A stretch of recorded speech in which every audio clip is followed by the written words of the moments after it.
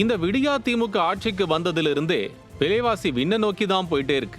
சமீபத்தில் கூட தக்காளி வெங்காயம் எல்லாம் விலை அதிகமாகி தங்கத்தை விட பாதுகாப்பான பொருள் தக்காளி தானு சொல்ற அளவுக்கெல்லாம் போச்சு. இல்லத்தரசிகள் எல்லாம் சமையல்ல தக்காளியே பயன்படுத்த முடியாம தவிச்சு போய் அரசுக்கு எதிராக குரல் கொடுக்கவும் ஆரம்பிச்சிட்டாங்க. இப்போ அந்த வரிசையில திடீர்னு பூண்டு விலை உயர்ந்து போயிருக்கு. அசைவ உணவுகளுக்கு மட்டுமில்லாம சைவ உணவுகள்லையும் தென்னிந்திய உணவுகள்லையும் பூண்டோட பயன்பாடு ரொம்பவே அதிகம். உணவா மட்டும் இல்லாம மருந்தாவும் பூண்டு பயன்படுத்தப்பட்டு வருது.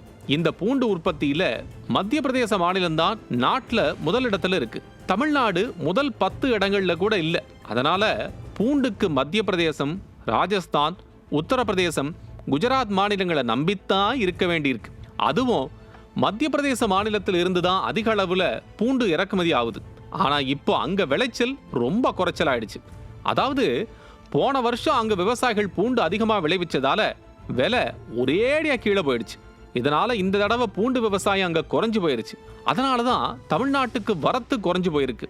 கோயம்பேட்டுக்கு வழக்கமா ஒரு நாளைக்கு 250 டன் பூண்டு வரும். ஆனா கடந்த 10 நாளா தினமும் 25 டன் பூண்டு தான் வருது. அதனால பூண்டு விலை கிலோ 500 ரூபாய்க்கு மேல போயிருக்கு. இதனால பூண்டை வாங்கி பயன்படுத்த முடியாம இல்லத்தரசிகள் அதிர்ச்சியில் ஆழ்ந்து போயிருக்காங்க.